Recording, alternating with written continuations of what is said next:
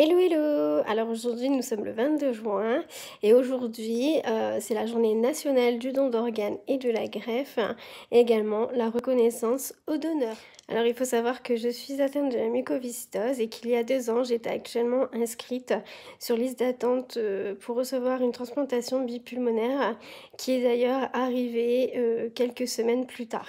Avant ma transplantation, ma vie ne tenait finalement qu'à un fil qui pouvait casser à tout moment, car j'étais hospitalisée en service de soins intensifs, reliée à des machines 24 heures sur 24 qui m'aidaient à respirer un minimum. Je n'étais plus en capacité de faire quoi que ce soit par moi-même, même manger était devenu difficile.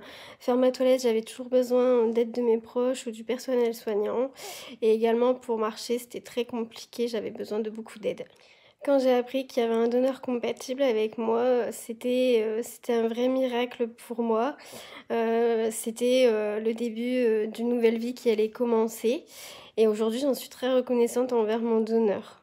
Depuis ma transplantation, j'ai repris une vie, totalement, normale. Je peux marcher autant que je veux, je peux monter 4 étages, comme je veux sans avoir peur d'être à bout de souffle. Je n'ai plus besoin d'appareil pour respirer, je n'ai plus d'aérosol ni de kiné au quotidien. Il faut dire que ma qualité de vie a été nettement améliorée.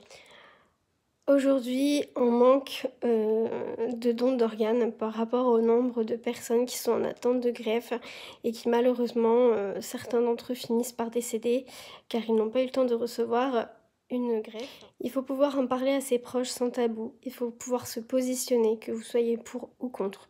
Si vous êtes contre, sachez que à ce jour, il existe un registre de refus où vous pouvez vous inscrire.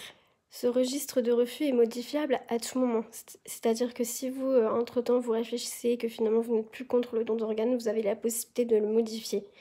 Et vous avez également la possibilité de choisir quel organe vous souhaitez donner ou non.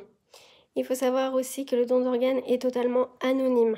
C'est-à-dire que le receveur ne saura jamais de qui provient l'organe et le donneur ne saura jamais à qui a été transplanté l'organe en question.